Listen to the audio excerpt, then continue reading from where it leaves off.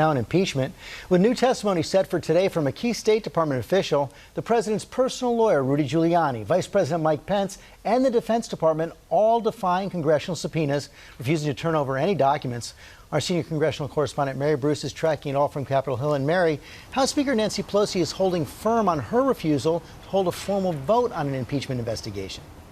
Yeah, George, despite growing pressure, the Speaker is holding off for now on a formal vote to authorize this impeachment inquiry, and she is defending their impeachment process. Meeting late yesterday, the Speaker and top Democrats couldn't come to an agreement on a vote because, in part, they are facing a lot of pushback from vulnerable Democrats in swing districts who are concerned that a vote to authorize this inquiry might be confused with an actual vote for impeachment. Now, the White House, of course, has been quick to note that Democrats are breaking with precedent here. They say that without this vote, they are deprived of certain rights. But, George, it seems Democrats don't want to appear that they are caving to political pressure from the White House, and the Speaker is adamant that under the Constitution, they simply do not have to have this vote. Those are the rules. Meantime, more and more witnesses putting Rudy Giuliani at the center of this whole effort.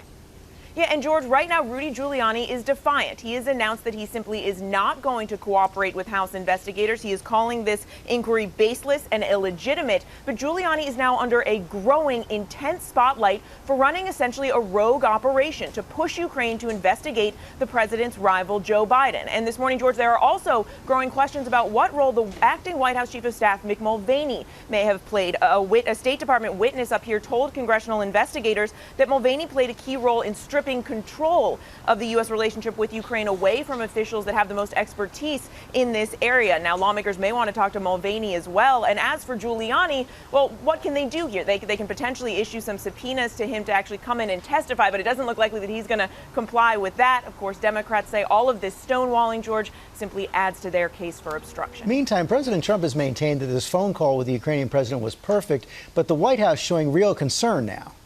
Yeah, and George, we have learned that the White House is now conducting an internal review of the president's phone call with the Ukrainian president that sparked this impeachment inquiry. Sources say that this internal probe is looking especially at the actions of the deputy White House counsel, John Eisenberg, who placed that rough transcript of the call into a separate private server. George, we are told that this is simply a fact-finding review, but there are reports that some within the White House think that this is a hunt for a scapegoat. Much more to come. Okay, Mary, thanks very much.